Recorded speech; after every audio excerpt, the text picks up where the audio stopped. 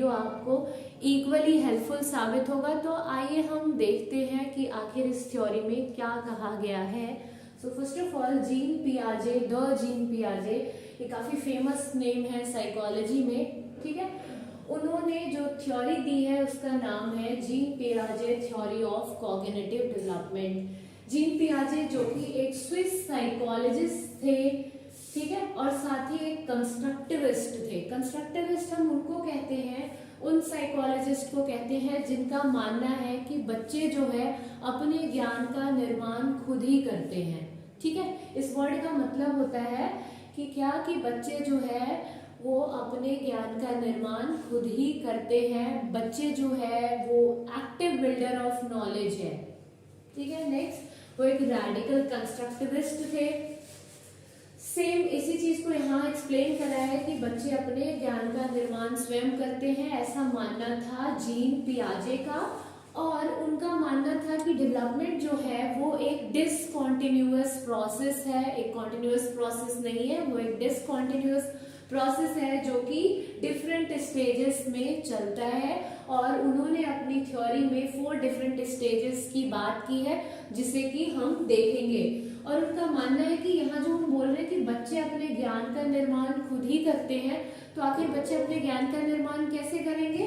तो बच्चे अपने ज्ञान का निर्माण हेरिडिटी एंड इन्वायरमेंट के इंटरैक्शन से करते हैं। बच्चे को जब हम वैसा परिवेश देंगे, है ना, वैसा माहौल देंगे, तो बच्चे खुद व खुद अपने ज्ञान का निर्माण करेंगे। तो आइए हम एक एक करके देखते हैं कि उन्होंने जो 4 डिफरेंट स्टेजेस की बात की है वो 4 डिफरेंट स्टेजेस कौन से हैं। तो सबसे पहला स्टेज है सेंसरी मोटर स्टेज, जो कि 0 से 2 साल तक की अवस्था है। जैसे कि आपको इस वर्ड को देख के ही क्लियर हो रहा होगा, sensory means what? Senses. Senses क्या है? हमारे जो 5 सेंसेस है, हमारी जो 5 ज्ञानेंद्रियां हैं।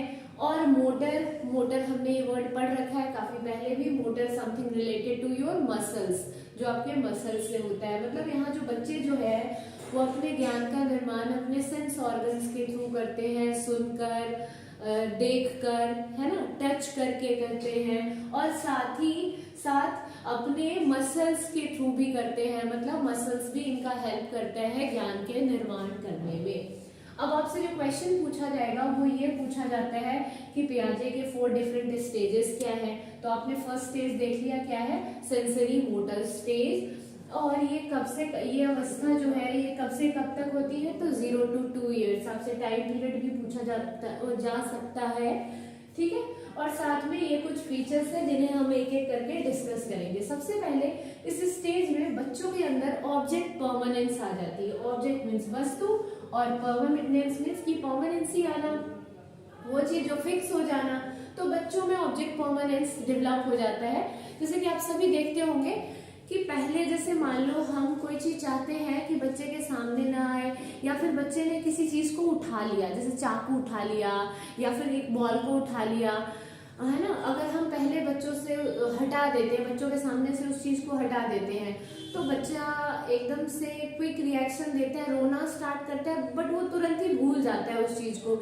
लेकिन जब कुछ टाइम हो जाता है, जैसे अगर मैं 6 महीने के बच्चों की बात करूं, तो हम उसके सामने अगर कोई चीज लेकर आते हैं और फिर हम उसे क्या करते हैं, छुपा लेते हैं। हमने बेड के नीचे रख दिया या हमने अपने पीछे ऐसे छुपा के रख लिया, तो बच्चा रोना स्टार्ट कर देता है और उस चीज को ढूंढना स्टार्ट कर देता है। क्यों? क्योंकि उस चीज के प्रति उसमें परमानेंस आ गया, उसको ये पता लग गया है कि ये चीजें जो है ये खो नहीं जाती है, गायब नहीं हो जाती है, इसको कहीं ना कहीं रख दिया गया है, छुपा दिया गया है। इसी को हम कहते हैं object permanence. Next, reflex action ends. अब सारे रिफ्लेक्स एक्शन तो एंड नहीं हो जाएंगे। रिफ्लेक्स एक्शन क्या है? वैसे एक्शन जिस इनवॉलेंट्री फंक्शंस को हम बोलते हैं, इनवॉलेंट्री एक्शंस को हम बोलते हैं, वैसे एक्शन जिसपे हमारा काबू नहीं है, जैसे पलक झपकना, छींके मारना, स्नीजिंग करना, ये सारा क्या है? Reflex action.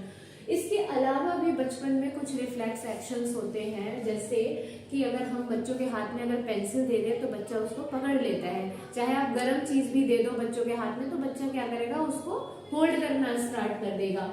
लेकिन जैसे जैसे बच्चा बड़ा होता है उसके अंदर ये चीजें क्या होती है? धीरे धीरे खत्म होती जाती है, ठीक है।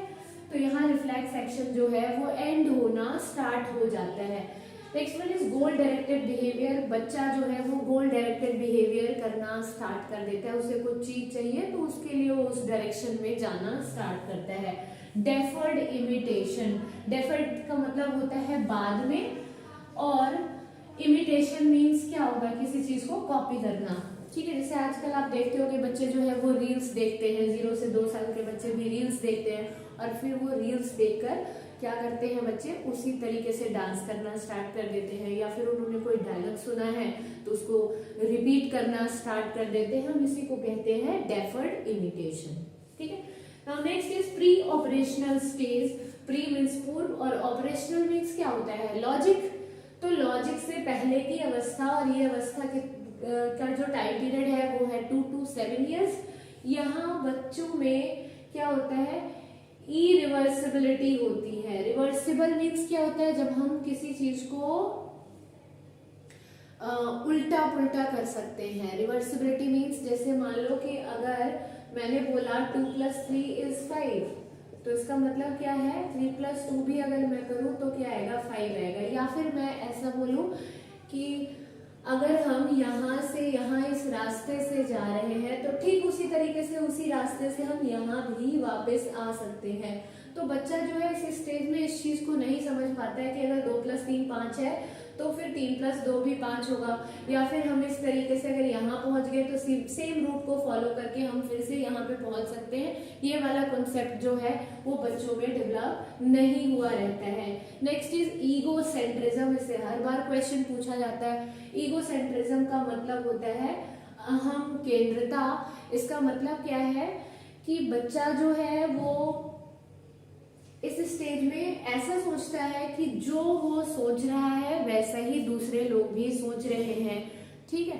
जो मतलब जो उसके थॉट्स है वैसे ही दूसरे लोगों के भी थॉट होंगे, उसी को हम कहते हैं egocentrism. Next is lack of conservation. Lack of conservation का मतलब यहाँ क्या है, तो यहाँ इसका मतलब ये है कि बच्चा जो है वो बेसिकली अमाउंट में डिफरेंस होने की वजह से जज नहीं कर पाता है कि कौन सा ज्यादा है और कौन सा कम है। जैसे मैं आपको एक एग्जांपल दे रही हूँ कि मान लो जैसे हम जनरली क्या करते हैं, सिक्के का एग्जांपल देती हूँ कि बच्चे जो है ना पैसे को लेकर, आजकल के बच्चे तो और भी ज्यादा वो हो गए हैं कि मतलब पैसे की तरफ ज्यादा ही खींचे जा रहे हैं। तो अगर हम बच्चे को एक जगह हम उनके हाथ में ऐसा करें कि एक 50 का नोट पकड़ा दें और दूसरी तरफ हम क्या करें, बच्चों के हाथ में सेम 50 रुपए की जगह हमने 5 के 10 सिक्के दे दिए, और फिर अगर हम बच्चों के आगे ऐसे दोनों हाथ को रखते हैं तो बच्चा जनरली मोस्ट ऑफ द बच्चा क्या करता है कि 5 का जो सिक्का वाला जो है वो वाला है ना उसको लेना पसंद करता है, ठीक है, क्योंकि उसको क्या लग रहा है कि इसमें ज्यादा है और वो जो नोट है वो कम है। इसी को हम क्या कहते हैं, लैक ऑफ कंजर्वेशन। या फिर आप ऐसा मान लो कि जैसे किसी की मदर ने 250 ml मिल्क दिया, 250 मिलीलीटर दूध दिया, उनके 2 बच्चे हैं, दोनों बच्चों को दिया, एक बच्चे को बाउल में दे दिया और एक बच्चे को ग्लास में दे दिया। अब आपको पता है कि बाउल में क्या होगा, अगर बाउल जो है नीचे से बेस में चौड़ा है तो उसमें जो दूध की हाइट होगी वो कम होगी, है ना, दूध की हाइट यहाँ क्या होगी, कम होगी, जबकि ग्लास में जो होगी दूध की हाइट ज्यादा होगी। अब उन्होंने हॉर्लिक्स मिल्क दिया है तो बच्चा क्या करेगा, यहाँ लड़ना स्टार्ट कर देगा। उसको इस स्टेज में क्या लगेगा कि ये वाला जो है ना ग्लास में जो मिल्क है वो ज्यादा है और जो बाउल में जो मिल्क दिया गया है वो कम है। मतलब बच्चा यहाँ जज नहीं कर पाता है कि सेम अमाउंट में है यहाँ और कि इसका जो बेस है वो चौड़ा है जिसकी वजह से इसकी हाइट कम है। तो इसी को हम क्या कहते हैं, lack of conservation. Next is transductive reasoning. Transductive reasoning का मतलब होता है इलॉजिकल रीजनिंग। इस एज में बच्चे जो है वो लॉजिक तो देते हैं बट उनका लॉजिक जो होता है वो सही नहीं होता है, सॉरी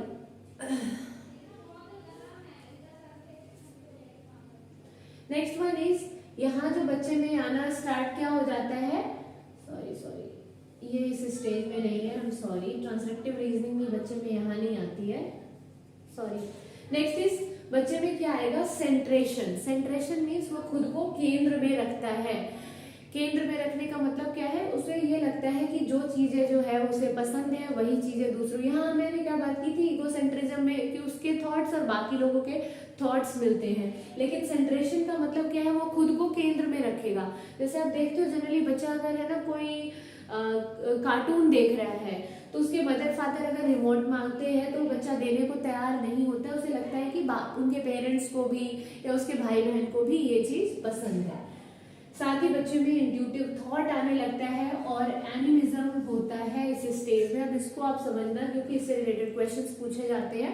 एनिमिज्म का मतलब होता है निर्जीव चीजों को भी सजीव मान लेना। अब जैसे बच्चे जनरली गिर जाते हैं तो पेरेंट्स क्या करते हैं, जहाँ अगर मान लो वो टेबल से टकरा गए या फ्लोर पे गिर गए तो उस चीज को है ना पेरेंट्स जो है वो उस चीज के ऊपर मतलब मारना पीटना स्टार्ट करते हैं और बच्चे उससे खुश हो जाते हैं। उनको ऐसा लगता है कि अब फ्लोर को भी चोट लग गया, अब टेबल को भी चोट लग गई, तो इसे हम क्या कहते हैं, एनिमिज्म कहते हैं। तो ये था प्री ऑपरेशनल स्टेज से related characteristics. Next one is concrete operational stage. अब यहाँ बच्चों में लॉजिक आना स्टार्ट हो जाता है, लेकिन कैसी चीजों को लेकर, मूर्त चीजों को लेकर। अब ये कॉन्क्रीट और मूर्त का मतलब क्या है, ऐसी चीजें जो कि टैंजिबल होगी, जिसे आप छू सकते हो, उसे हम क्या कहेंगे, कॉन्क्रीट। जैसे मैं इसको छू पा रही हूँ तो ये क्या है, कॉन्क्रीट ऑब्जेक्ट है। अब यहाँ बच्चों में लॉजिकल थिंकिंग स्टार्ट हो जाती है, ठीक है, बच्चे जो है लॉजिकल थिंकिंग देना स्टार्ट कर देते हैं। Next one is decentration. यहाँ आपने देखा बच्चों में क्या होगा, सेंट्रेशन, बच्चा जो है अपने आप को केंद्र में रखेगा, लेकिन यहाँ से बच्चा जो है वो विकेंद्रीकरण करना स्टार्ट करता है। बच्चों में कंजर्वेशन का कॉन्सेप्ट स्टार्ट हो जाता है। वो समझने लगेगा कि ये जो खूब सारे सिक्के एक हाथ में रखे हुए थे और एक हाथ में से 50 का जो नोट है दोनों बराबर है।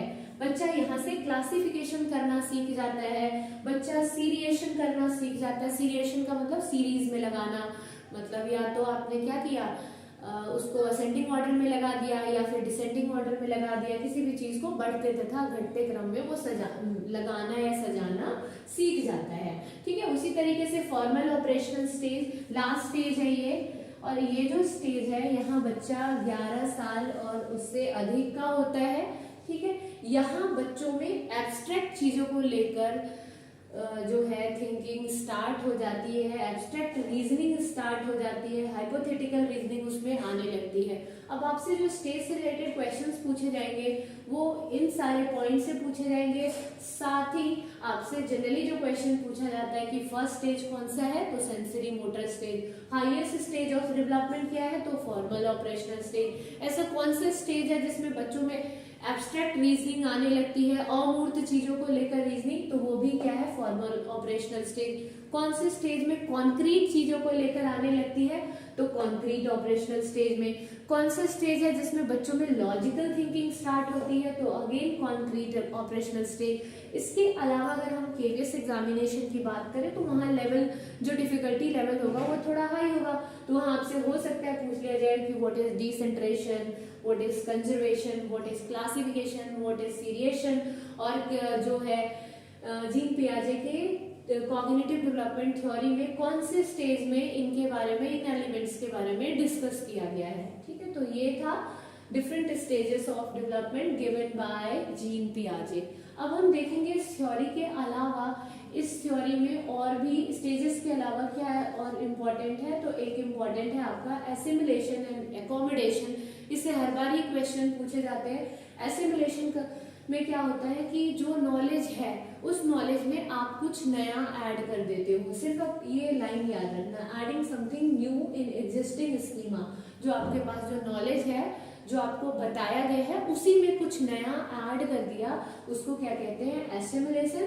और एकोमोडेशन का मतलब है एडजस्टमेंट। जैसे बच्चे को कुछ पता है, आपने उसमें कुछ नया इन्फॉर्मेशन दे दिया, अब बच्चे को टाइम ही लगेगा उस इन्फॉर्मेशन को ऐड ऑन करने में। तो जब उस स्टेज में बच्चा है कि वो नए इन्फॉर्मेशन को क्या कर रहा है, ऐड ऑन कर रहा है, उस टाइम पे बच्चा कैसे पोजीशन में आ जाएगा, डिसइक्विलिब्रियम में आ जाएगा, डिसबैलेंस हो जाएगा, क्योंकि हमने कुछ नया ऐड ऑन कर दिया है। फिर धीरे धीरे करके बच्चा एक ऐसे स्टेज में आएगा जब वो इक्विलिब्रियम स्टेज में आ जाएगा, है ना, कांस्टेंट हो जाएगा बच्चा, बैलेंस्ड हो जाएगा, और फिर एकोमोडेशन का मतलब क्या है कि बच्चा यहाँ एडजस्ट हो जाएगा, तो ये काफी इंपॉर्टेंट है। यहाँ क्या है, एडिंग समथिंग न्यू, और एकोमोडेशन का मतलब क्या होता है, adjustment. So this is all about Jean पियाजे cognitive development theory. I hope so आप सभी को ये वीडियो पसंद आया होगा। अगर वीडियो पसंद आया है तो प्लीज वीडियो को लाइक करें एंड चैनल को सब्सक्राइब करें, और ज्यादा से ज्यादा लोगों के साथ वीडियो को शेयर करें सो दैट मैक्सिमम लोगों को इस वीडियो के थ्रू बेनिफिट मिल पाए। Thanks for watching this video. Thank you all.